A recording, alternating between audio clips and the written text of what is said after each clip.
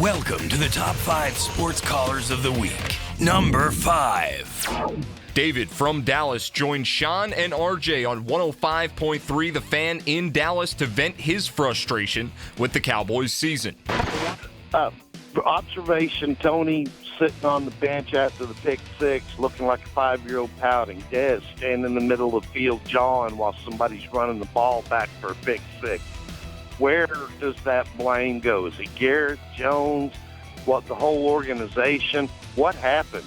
What happened to this team? This is supposed to be their year, and this is what we get. This is the character and the heart that we get. I am so disappointed. Ooh, strong call right there. Yeah, you know what? And you have every right to be disappointed in the way that this team has played this year. It hasn't been a successful season. It just hasn't. From top to bottom. This thing went to hell in a handbasket when Tony Romo went out the first time. Yeah. Number 4.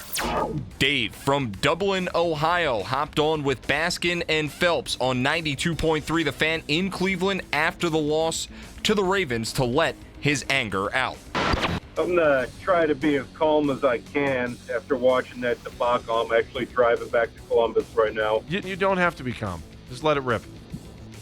Yeah, I want to let Ray Farmer help me pick my fantasy team. And the fact that this guy is still not been relieved of his duties after messing up the last 2 drafts. The only good thing he ever did was get Trent Richardson out of town. Then he turned around and picked that little midget of a cancer, Johnny Football, who has done nothing but tear this team down. Time to clean house in the front office. Start with Farmer. Get rid of all of them. All right, you feel better? You do.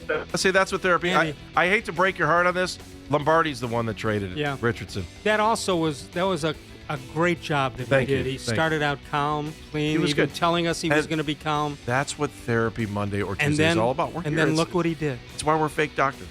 Number 3. Mike from Morgantown called into the Starkey and Muller show on 93.7 The Fan in Pittsburgh with an idea for how the Penguins should have handled Brandon Dubinsky following his hit on Sidney Crosby. As a father of a 9-year-old, I'm trying to get my daughter to watch hockey because I'm actually banned from watching hockey when it's my weekend with her or any day she's with me. She doesn't like to get mad. I want her to say, I want to show her, that's not the right way to play. That guy was a dirty hit on Sid, and they should have called a penalty. I don't remember if they did or not, but they should have called a penalty. Now, as a Marine, a retired Master Gunnery Sergeant Marine, who's got combat tours in Iraq and Afghanistan, that guy would say, two of my D men are he's your target. I don't care what you got to do, but you're going to teach him a lesson. Don't do it again. That's what I would do. But it's now let me ask you, because you calling for a code red like in A Few Good Men here? I like your line of thinking, Mike, but there's a line of thinking too that says forget about Dubinsky, that it should be their best player, which is probably Johansson. That somebody, and I feel like dirty just saying this, but the thinking is that somebody should break a stick over the back of his neck.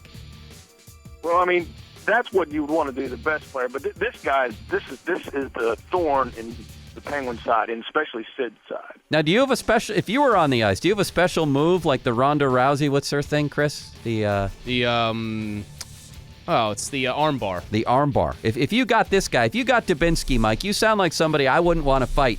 If you got him, what's your first move? What are you doing to end it early? I'd just sweep his leg and then jump on him and beat the living hell out of him.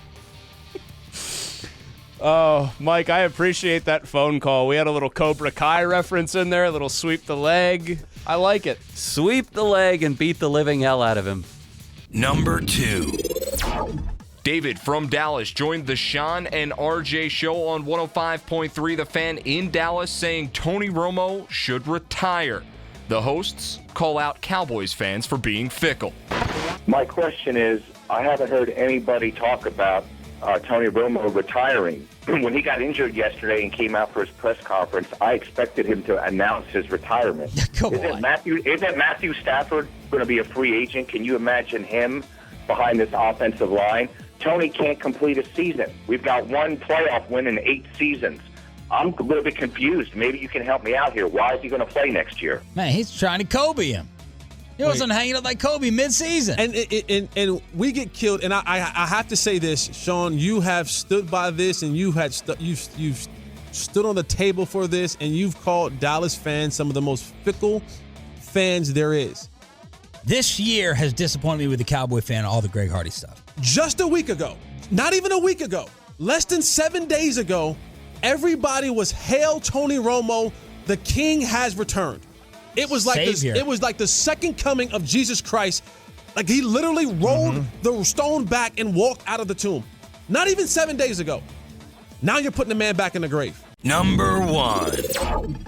The top spot goes to Brian from Owings Mills, Maryland, who hopped on with Norris and Davis on 105.7 The Fan in Baltimore to tell the guys the Ravens, they would have been better off losing to the Browns. Absolutely not. A loss would have been just great for me. Better draft pick. I had a lot of fun. I was actually on Photoshop. I was making you, Steve Davis, Ed Norris. I got a little list of my schedule. I'm doing Wally and the Bad Boy and then Presto for my wrestling game. So I was customizing my guys. It looks really great, too. I had fun doing that.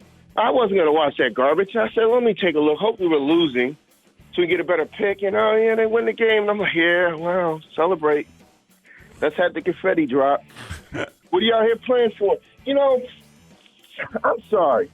But if I was on the team, I would have been checked out. Like, we're still coaching these games? Seriously, I'm playing tic-tac-toe in the back while the coach is talking. I can't even believe it. I mean, if you were the players, you'd be checked out. I would be checked out. Have you ever played sports? Yes, I have. Okay. Did every single game that you play in matter? Was it always for a playoff game or for a championship? Did you ever play in a bad team?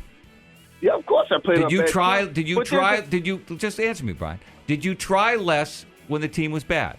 No, I didn't. Okay. Then why would you expect these guys to try less? We weren't getting paid. It's even more important then. Professionals. I'm thinking about how my girl gonna look in that lingerie? Where am I going when this dreadful season is over? Yeah, and if you get cut, you ain't gonna be able to buy her that lingerie.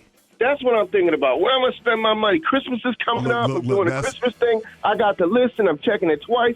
I'm worried about this game. We're not doing anything. I want to win. Tune in every week to hear the wildest callers and the wittiest banter as CBS Local Sports brings you the top 5 sports callers of the week.